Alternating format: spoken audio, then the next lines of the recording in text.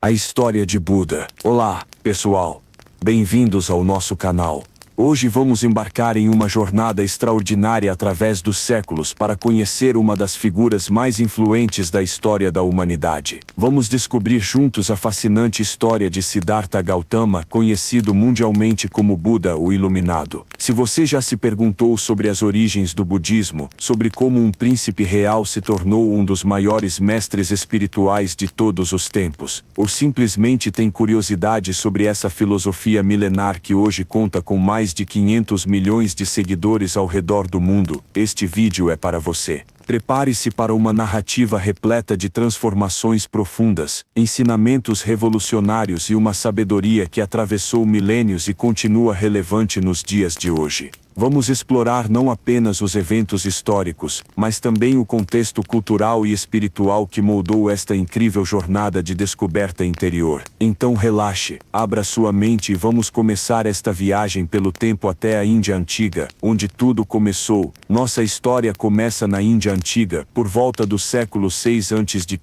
uma época de profundas transformações sociais, políticas e espirituais. Era um período conhecido como a Era Axial, quando grandes pensadores e filósofos emergiram simultaneamente em diferentes partes do mundo: Confúcio na China, os filósofos pré-socráticos na Grécia e na Índia. Além de Buda, também surgiram outros grandes mestres espirituais. A sociedade indiana deste período era rigidamente estratificada pelo sistema de castas, onde a posição social era determinada pelo nascimento e considerada imutável. O hinduísmo bramânico dominava a vida religiosa, com seus complexos rituais, sacrifícios e a autoridade suprema dos brahmanes, a casta sacerdotal. Era um mundo onde o sofrimento era visto como consequência inevitável do karma, e a liberação espiritual parecia reservada apenas a poucos privilegiados. Neste cenário de rigidez social e espiritual, nasceu aquele que viria a revolucionar completamente a compreensão sobre a natureza do sofrimento humano e o caminho para a libertação. Por volta do ano 563 a.C., na cidade de Lumbini, localizada no que hoje é o Nepal, nasceu Siddhartha Gautama. Seu pai, Suddhodana, era o rei dos Shakyas, um clã poderoso que governava uma próspera região na fronteira entre a Índia e o Nepal. Sua mãe, a rainha Maya, era conhecida por sua beleza e virtude. A tradição budista relata que o nascimento de Siddhartha foi acompanhado por sinais extraordinários. Dizem que a rainha Maya sonhou com um elefante branco que entrou em seu ventre, um símbolo de pureza e poder espiritual. O próprio nascimento teria sido milagroso, com Siddhartha emergindo do lado direito de sua mãe, que permaneceu de pé segurando um galho de árvore. Tragicamente, a rainha Maya morreu apenas 7 dias após o nascimento, e Siddhartha foi criado por sua tia materna, Mahaprajapati, que mais tarde se tornaria uma de suas primeiras seguidoras femininas. Um evento crucial ocorreu pouco após o nascimento: a visita do sábio eremita Asita. Este venerável ancião, conhecido por suas habilidades proféticas, examinou o recém-nascido e declarou que a criança apresentava os 32 sinais de um grande homem Mahapurusha. Segundo a profecia, Siddhartha seguiria um de dois caminhos: tornara-se um grande rei mundial Chakravartin que unificaria toda a Índia sob seu governo, ou renunciaria ao mundo material para se tornar um Buda, um ser completamente iluminado que mostraria o caminho da libertação para toda a humanidade. O rei Suddhodana, desejando que seu filho seguisse o caminho real e não o espiritual, decidiu protegê-lo de qualquer experiência que pudesse despertar questionamentos sobre a natureza da existência. Determinou que Siddhartha fosse criado em um ambiente de absoluto luxo e proteção, isolado de todas as formas de sofrimento. Foram construídos 3 palácios magníficos para o príncipe, um para cada estação do ano, cercados por jardins paradisíacos onde apenas pessoas jovens, saudáveis e belas tinham permissão para circular. Qualquer sinal de doença, velhice ou morte era cuidadosamente removido da vista do jovem príncipe. Siddhartha recebeu a mais refinada educação da época, dominou as artes marciais, tornando-se um arqueiro excepcional e um hábil guerreiro. Estudou literatura, filosofia, matemática e as escrituras sagradas. Aprendeu música, dança e poesia. Era por todos os padrões o príncipe perfeito, belo, inteligente, talentoso e destinado a um futuro glorioso. Aos 16 anos, casou-se com sua prima Yashodhara, uma jovem de extraordinária beleza e virtude. O casamento foi celebrado com pompa real, e os dois viveram em harmonia perfeita dentro dos muros dourados de sua prisão de luxo. Anos depois nasceu seu filho, Rahula, completando aparentemente a felicidade familiar do príncipe. Mas nem todo o luxo do mundo poderia silenciar para sempre as questões profundas que começavam a emergir na mente inquieta de Siddhartha. Apesar de toda a proteção paterna, o jovem príncipe começou a experimentar uma crescente sensação de vazio e insatisfação. Havia algo além daquele mundo artificial de prazeres e distrações, e sua alma ansiava por descobrir o que era. Aos 29 anos, Siddhartha finalmente conseguiu convencer seu cocheiro, Shena, a levá-lo para além dos muros do palácio. Estas saídas secretas resultariam nos famosos 4 encontros que transformariam completamente sua visão de mundo. O primeiro encontro. A velhice na primeira excursão. Siddhartha viu pela primeira vez um homem idoso, curvado pelo peso dos anos, com cabelos brancos, pele enrugada e movimentos trêmulos. Chocado, perguntou a Shana o que havia acontecido com aquele homem. Quando soube que a velhice era o destino inevitável de todos os seres humanos, incluindo ele próprio, Siddhartha ficou profundamente perturbado. Toda a beleza e vigor da juventude eram, portanto, temporários e ilusórios. O segundo encontro. A doença na segunda saída, deparou-se com um homem gravemente doente, febril e sofrendo intensamente. Novamente questionou Shana e descobriu que a doença poderia acometer qualquer pessoa a qualquer momento. A saúde perfeita que sempre havia conhecido não era garantida, mas sim um estado frágil e transitório. O terceiro encontro, a morte. O terceiro encontro foi o mais impactante, um cortejo fúnebre. Siddhartha viu um corpo sendo carregado, cercado por familiares em profundo lamento. Pela primeira vez confrontou-se com a inevitabilidade da morte.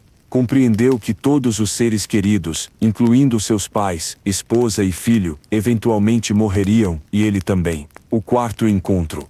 O asceta no quarto encontro. Siddhartha viu algo diferente, um monge mendicante, um asceta que havia renunciado à vida mundana, em busca da verdade espiritual. Ao contrário das figuras sofredoras dos encontros anteriores, este homem irradiava uma paz e serenidade profundas. Seus olhos brilhavam com uma sabedoria interior, e seu semblante tranquilo contrastava marcantemente com a agitação que Siddhartha sentia. Estes 4 encontros revelaram ao príncipe as 4 nobres verdades fundamentais da existência: a velhice, a doença, a morte, e a possibilidade de transcendê-las através da busca espiritual. Pela primeira vez, Siddhartha compreendeu que todo o luxo e poder do mundo não poderiam protegê-lo, ou a seus entes queridos, do sofrimento inerente à condição humana. A transformação interior de Siddhartha era irreversível. Não conseguia mais encontrar alegria nos prazeres do palácio, sabendo que eram temporários e, em última análise, incapazes de proporcionar verdadeira felicidade ou paz. A consciência do sofrimento universal havia despertado nele uma compaixão profunda e um desejo ardente de encontrar uma solução.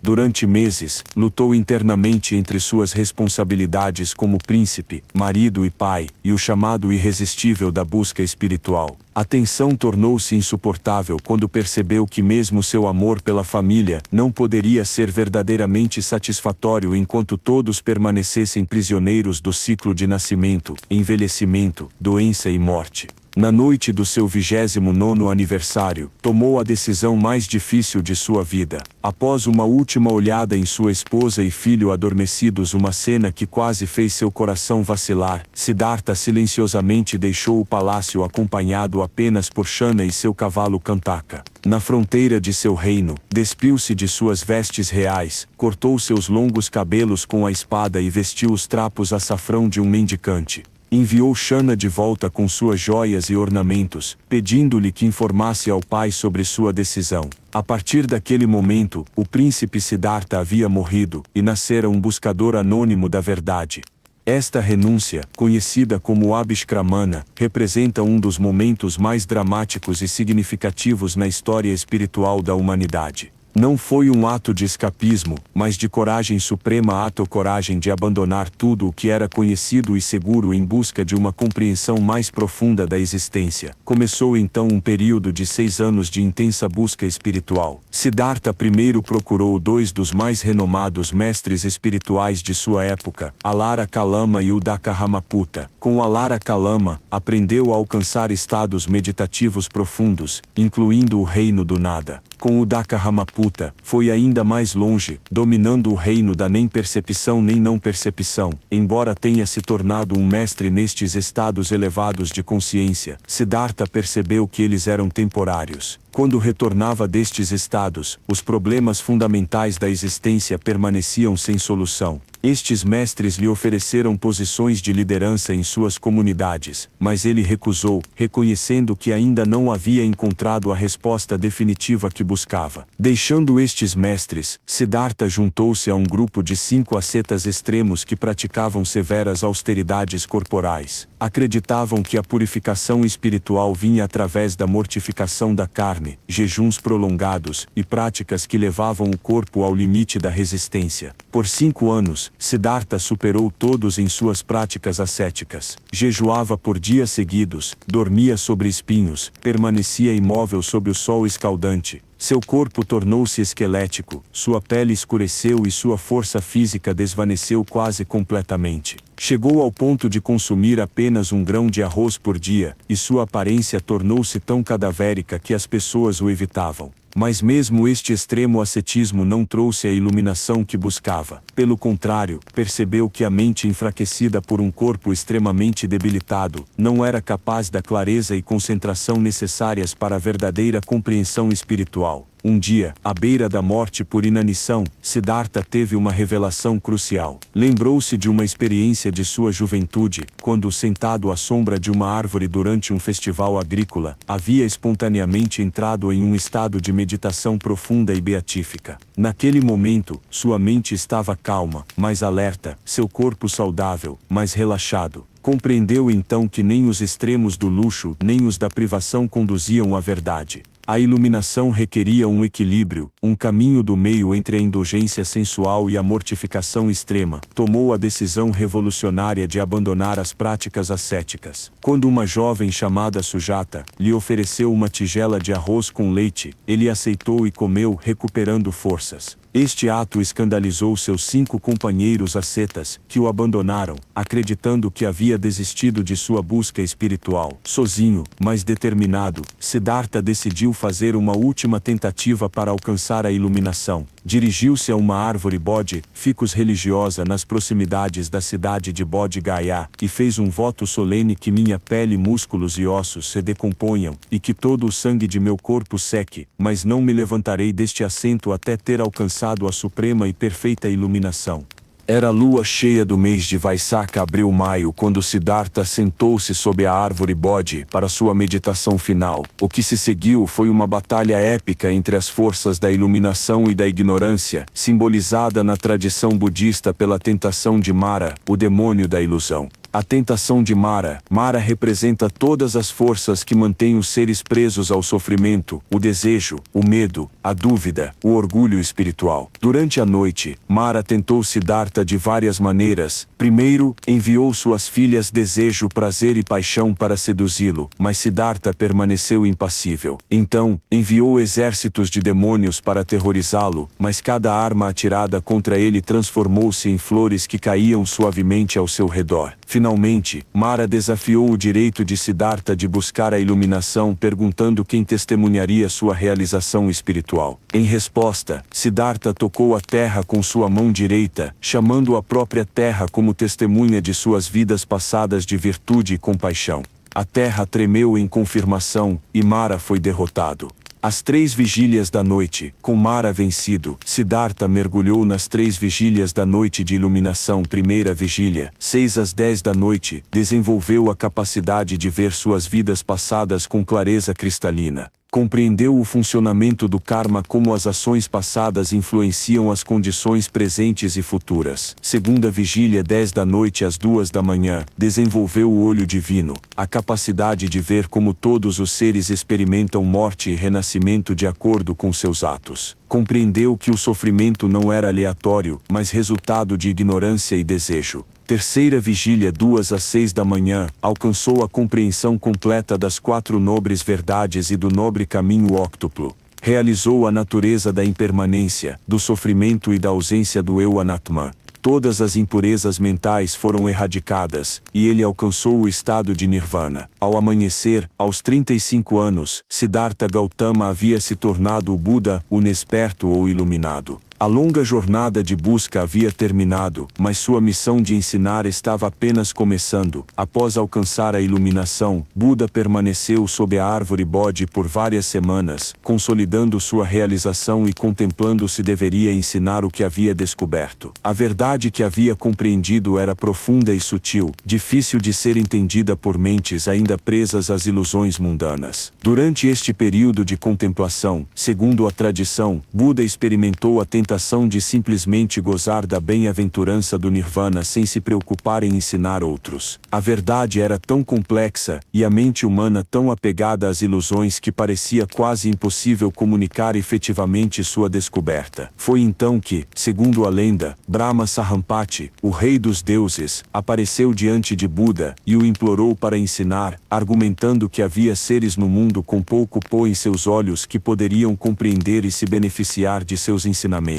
Movido pela compaixão universal que havia desenvolvido, Buda decidiu dedicar o resto de sua vida ao ensino. O primeiro sermão e os primeiros discípulos, Buda dirigiu-se então ao Parque dos Servos em Sarnath, próximo a Varanasi, onde encontrou os 5 ascetas que o haviam abandonado. Inicialmente relutantes em ouvi-lo, foram gradualmente conquistados pela transformação radiante que perceberam nele. Ali, Buda proferiu seu primeiro sermão, conhecido como Nebanka-Kapavatana Sutta, muso pôr em movimento da roda do Dharma. Neste sermão histórico, apresentou pela primeira vez as 4 nobres verdades. Dukkha, a verdade do sofrimento. A vida contém sofrimento inerente, nascimento, envelhecimento, doença, morte, separação do que amamos, associação com o que não desejamos, e a insatisfação fundamental de buscar permanência no impermanente. Samudaya, a verdade da origem do sofrimento. O sofrimento surge do desejo tanha e do apego. É o anseio constante por prazer, existência e não existência que mantém o ciclo de renascimento e sofrimento. Nirodha, a verdade da cessação do sofrimento. É possível erradicar completamente o sofrimento através da eliminação do desejo e do apego, alcançando o estado de Nirvana. 4. Magga, a verdade do caminho. Existe um caminho prático para a cessação do sofrimento, o nobre caminho óctuplo.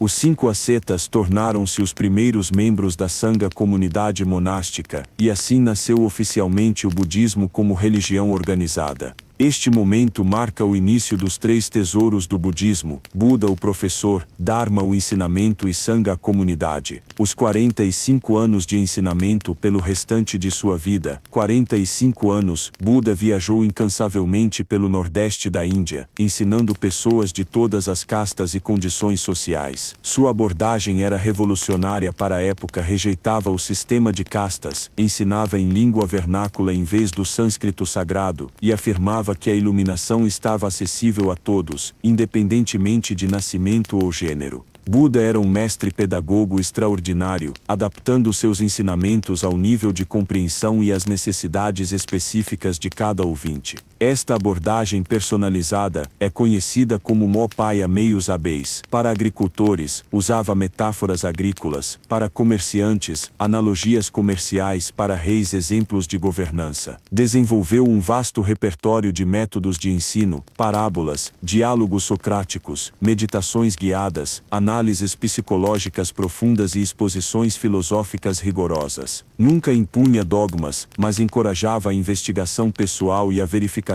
através da experiência direta.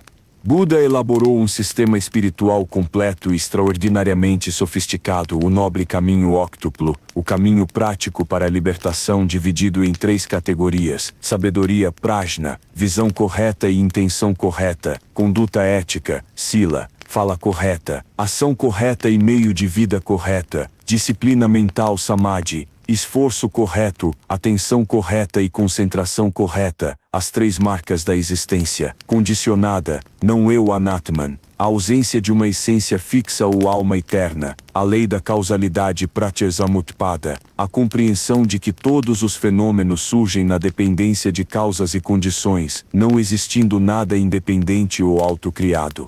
A Sangha cresceu rapidamente, atraindo pessoas de todas as classes sociais. Reis como Bimbisara de Magadha e Pasenadi de Kosala tornaram-se patronos e seguidores leigos. Ricos comerciantes como Anathapindika doaram mosteiros magníficos. Até mesmo parentes de Buda, incluindo seu filho Rahula e sua madrasta Mahaprajapati, juntaram-se à comunidade monástica. Um desenvolvimento particularmente significativo foi a criação da ordem de freiras Bhikkhuni Sangha. Quando Mahaprajapati pediu para ser ordenada, Buda inicialmente hesitou, não por considerar as mulheres espiritualmente inferiores, mas por reconhecer os desafios sociais que enfrentariam. Eventualmente concordou, estabelecendo assim a primeira ordem monástica feminina da história, séculos antes que outras religiões oferecessem caminhos espirituais formais para mulheres. Durante seus anos de ensino, Buda formou notáveis discípulos que se tornaram mestres por direito próprio. Sariputta, considerado o discípulo mais sábio, conhecido por sua capacidade excepcional de análise e exposição do Dharma.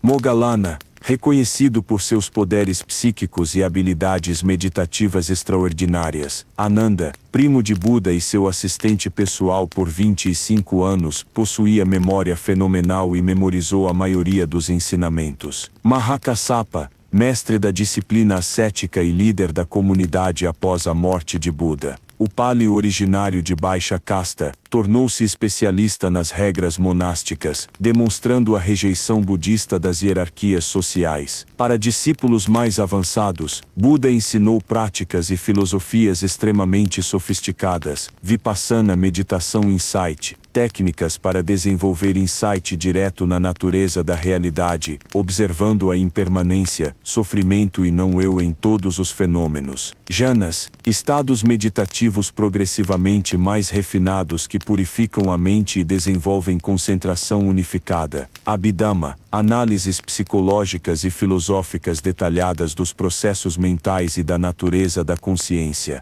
Teoria dos agregados, a compreensão de que o que comumente chamamos de eu, é na verdade uma combinação em constante mudança de 5 agregados: forma, sensação, percepção, formações mentais e consciência. Nem todos receberam os ensinamentos de Buda com aprovação. Enfrentou oposição significativa de várias fontes, oposição religiosa. Brahmanes ortodoxos o criticavam por ensinar em língua vernácula e rejeitar sua autoridade. Outros mestres espirituais viam seus ensinamentos como ameaças às suas próprias posições. Resistência social, a rejeição do sistema de castas e a ordenação de mulheres causaram controvérsias consideráveis na sociedade conservadora da época. Desafios internos. Dentro da própria Sangha, houve dissensões. O primo de Buda, Devadatta, tentou assumir a liderança da comunidade e até mesmo conspirou para assassiná-lo, criando uma cisma temporário.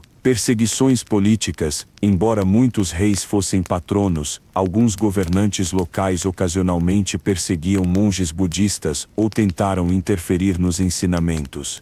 À medida que Buda envelhecia, seus ensinamentos tornaram-se ainda mais profundos e nuançados. Desenvolveu elaboradas categorias filosóficas e psicológicas para explicar a natureza da mente e da realidade. Estabeleceu regras detalhadas para governar a vida monástica Vinaya, e criou um sistema educacional sofisticado para treinar futuros mestres. Um aspecto notável de sua maturidade foi a ênfase crescente na responsabilidade pessoal. Constantemente ensinava que cada indivíduo deveria ser uma ilha para si mesmo, dependendo de sua própria compreensão e esforço espiritual, não da autoridade externa ou da fé cega. Aos 80 anos, durante sua última viagem, Buda adoeceu gravemente após uma refeição na casa de um ferreiro chamado Kunda. Reconhecendo que sua morte estava próxima, reuniu seus discípulos para os ensinamentos finais. Suas últimas palavras foram profundamente características de sua abordagem: todas as coisas condicionadas são impermanentes. Esforcem-se diligentemente. Mesmo no momento da morte, enfatizou a impermanência universal e a necessidade do esforço pessoal na jornada espiritual. Buda morreu em Kushinagar, rodeado por discípulos devotos. Sua morte, conhecida como Parinirvana Subnirvana final, não foi vista como uma tragédia, mas como a conclusão natural de uma vida dedicada completamente ao serviço da humanidade. Segundo as Escrituras, mesmo no leito de morte, continuou ensinando. Perguntou 3 vezes se alguém tinha dúvidas sobre os ensinamentos, oferecendo uma última oportunidade para esclarecimentos. Quando ninguém se manifestou, entrou nos estados meditativos progressivos até alcançar o cessamento final da consciência condicionada. Seu corpo foi cremado com honras reais, e suas relíquias foram distribuídas entre 8 reinos, onde foram construídas stupas monumentais. Estes monumentos tornaram-se centros de peregrinação e difusão dos ensinamentos. Imediatamente após a morte de Buda, surgiu a questão crucial de como preservar e transmitir seus ensinamentos. Ananda, com sua memória excepcional, foi fundamental neste processo. Sob a liderança de Mahakassapa, foi convocado o primeiro concílio budista, onde os ensinamentos foram recitados, verificados e organizados sistematicamente. Este concílio estabeleceu 2 coleções principais, o Dharma, ensinamentos doutrinários, e o Vinaya, regras monásticas. Começou assim o processo de canonização que eventualmente resultaria no vasto corpo de literatura budista que conhecemos hoje. Nos séculos seguintes à morte de Buda, seus ensinamentos espalharam-se muito além da Índia. O imperador Ashoka, século 3 a.C., tornou-se budista e enviou missionários para todo o seu vasto império e além, incluindo o Sri Lanka, onde o budismo estabeleceu raízes profundas que persistem até hoje. O budismo adaptou-se a diferentes culturas, desenvolvendo variações distintas, o Theravada no Sudeste Asiático, o Mahayana na China, Coreia e Japão, e o Vajrayana no Tibete e Mongólia. Cada tradição preservou os ensinamentos essenciais enquanto desenvolvia características únicas adequadas aos seus contextos culturais. A influência de Buda estendeu-se muito além da religião. Seus ensinamentos sobre não violência influenciaram movimentos de direitos civis modernos. Sua análise psicológica da mente humana antecipou descobertas da psicologia moderna. Sua metodologia científica de investigação espiritual, baseada na observação, experimentação e verificação, ressoa com o método científico contemporâneo. Filósofos ocidentais como Schopenhauer, Nietzsche e, mais recentemente, neurocientistas estudando meditação, encontraram insights valiosos nos ensinamentos budistas. A psicologia budista oferece perspectivas únicas sobre a natureza da consciência, emoções e sofrimento psicológico. No mundo moderno, caracterizado por ansiedade, depressão e uma busca constante por significado, os ensinamentos de Buda oferecem ferramentas práticas extraordinariamente relevantes. Técnicas de mindfulness derivadas da meditação budista são agora amplamente utilizadas na psicoterapia, medicina e educação. A compreensão budista da interdependência ressoa profundamente com descobertas da ecologia moderna e física quântica. O conceito de origem dependente oferece uma perspectiva valiosa sobre problemas globais complexos como mudanças climáticas, desigualdade social e conflitos internacionais. Em um mundo hiperconectado, mas frequentemente superficial, a ênfase budista na investigação interior e no desenvolvimento da compaixão genuína oferece um antídoto poderoso para o materialismo excessivo e o individualismo narcisista que caracterizam muitas sociedades contemporâneas. A história de Buda é fundamentalmente uma história de transformação radical. Nos ensina que nenhum de nós está condenado às circunstâncias de nosso nascimento ou às limitações de nossa condição atual. A mudança profunda e significativa é possível através da compreensão correta, esforço sustentado e compaixão genuína. Sua jornada também demonstra que a verdadeira liberdade não vem do poder externo, riqueza ou prazer, mas da compreensão da natureza da própria mente. Esta mensagem é particularmente poderosa em nossa era de consumismo e busca constante constante por validação externa. A disposição de Buda em questionar todas as autoridades estabelecidas religiosas, sociais e até mesmo suas próprias experiências preliminares oferece um modelo de investigação corajosa e independente que é essencial tanto para o crescimento espiritual quanto para o progresso científico e social. A psicologia budista, desenvolvida através de milênios de observação contemplativa, oferece insights extraordinários sobre o funcionamento da mente humana que a ciência moderna está apenas começando a compreender plenamente. A natureza da felicidade. Buda ensinou que a felicidade genuína não pode ser encontrada na satisfação de desejos externos, mas no cultivo de estados mentais saudáveis como a compaixão, contentamento e sabedoria. Pesquisas contemporâneas em psicologia positiva confirmam que o bem-estar duradouro vem mais de fatores internos como gratidão, relacionamentos meaningful e senso de propósito do que de conquistas materiais. Gestão de emoções. Os ensinamentos budistas sobre a natureza transitória das emoções e técnicas para observá-las sem ser dominado por elas anteciparam abordagens terapêuticas modernas como a terapia cognitivo-comportamental e a terapia de aceitação e compromisso. A ilusão do ego.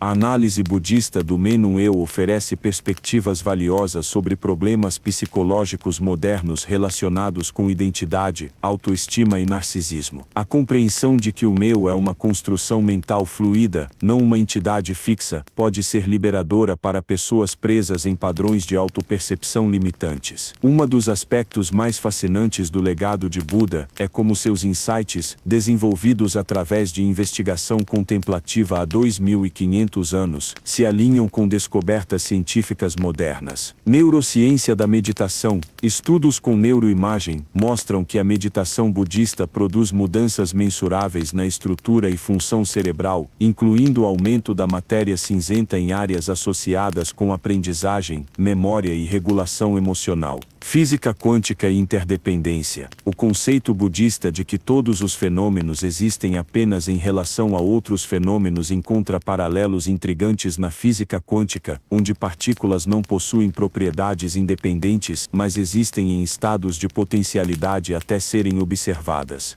Psicologia evolutiva. A compreensão budista de que nossos impulsos e desejos evoluíram para a sobrevivência em ambientes ancestrais, mas frequentemente nos causam sofrimento em contextos modernos, antecipa insights da psicologia evolutiva sobre desajustes entre nossa herança evolutiva e ambientes contemporâneos.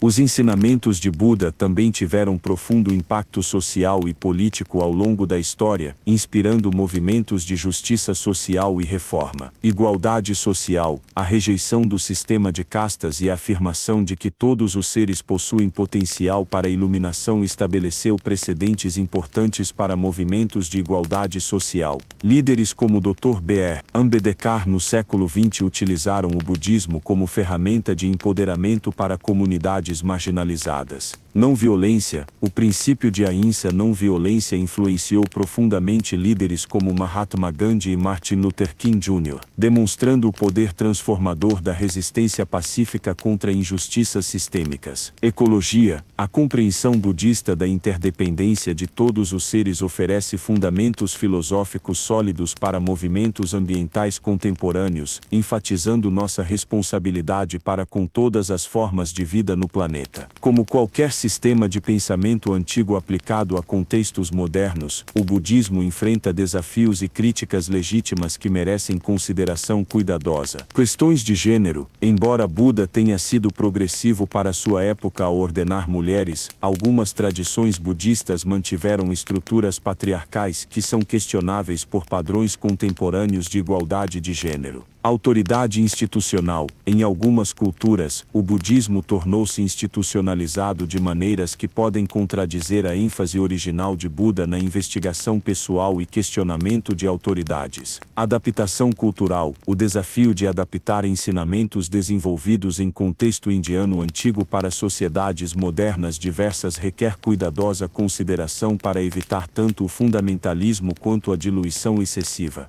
Apesar destes desafios, a mensagem central de Buda permanece universalmente relevante. O sofrimento humano tem causas compreensíveis e existem métodos práticos para reduzi-lo significativamente.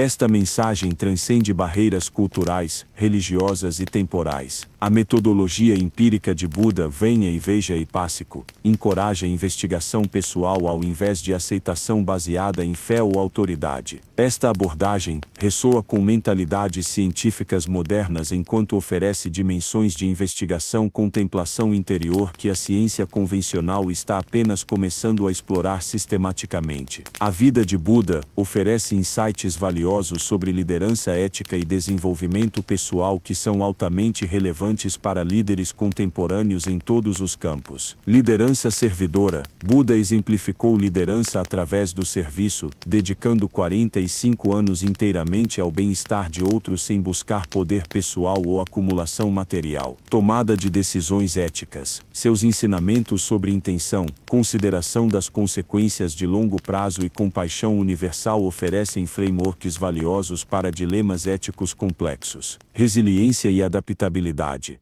A capacidade de Buda de adaptar seus ensinamentos a diferentes audiências enquanto mantinha princípios fundamentais oferece modelos para liderança eficaz em contextos diversos. À medida que entramos numa era de inteligência artificial, globalização acelerada e desafios planetários sem precedentes, os ensinamentos de Buda oferecem recursos únicos para navegar complexidades contemporâneas. Tecnologia e consciência. Em um mundo cada vez mais dominado por tecnologia, a ênfase budista no desenvolvimento da consciência e atenção plena oferece contrapesos essenciais para a dependência excessiva de dispositivos e superficialidade digital. Globalização e compaixão. A visão budista de interdependência universal fornece fundamentos filosóficos para abordar problemas globais que requerem cooperação além de fronteiras nacionais, culturais e ideológicas. Sustentabilidade e contentamento. Os ensinamentos sobre contentamento, simplicidade voluntária e compreensão da natureza ilusória do consumismo excessivo oferecem alternativas essenciais para modelos econômicos insustentáveis baseados em crescimento infinito. Talvez o aspecto mais notável do legado de Buda seja como sua sabedoria permanece fresca e relevante após 2 milênios e meio. Isto sugere que ele tocou em verdades fundamentais sobre a natureza humana e a realidade que transcendem circunstâncias históricas específicas. Suas descobertas sobre a natureza da mente, as causas do sofrimento e os métodos para cultivar bem-estar genuíno são tão aplicáveis hoje quanto eram na Índia antiga. Esta universalidade sugere que Buda de fato descobriu princípios fundamentais sobre como funciona a experiência consciente. Um aspecto interessante do budismo moderno é sua capacidade de dialogar construtivamente com outras tradições espirituais e científicas sem perder sua identidade distintiva. Este diálogo interreligioso e interdisciplinar enriquece tanto o budismo quanto as tradições com que interage. Monges e estudiosos budistas contemporâneos estão engajados em diálogos frutíferos com neurocientistas, psicólogos, físicos e líderes de outras tradições espirituais, criando sínteses inovadoras que beneficiam todas as partes envolvidas. E assim chegamos ao final desta jornada extraordinária através da vida e ensinamentos de uma das figuras mais influentes da história humana. A história de Buda é muito mais do que apenas uma narrativa biográfica. É um mapa para a transformação humana e um testemunho do potencial ilimitado que existe dentro de cada um de nós. Vimos como um jovem príncipe, protegido em um mundo de luxo e privilégio, teve a coragem de confrontar as realidades fundamentais da existência humana. Sua jornada do palácio à iluminação não foi apenas uma busca pessoal, mas um ato de compaixão suprema, uma investigação realizada em benefício de toda a humanidade. Os ensinamentos que emergiram dessa transformação radical continuam a oferecer soluções práticas e profundas para os desafios que enfrentamos hoje. Em um mundo frequentemente caracterizado por ansiedade, conflito e busca superficial por felicidade, as descobertas de Buda sobre a natureza da mente e os caminhos para o bem-estar genuíno são mais relevantes do que nunca. A beleza da abordagem de Buda reside em sua universalidade e praticidade.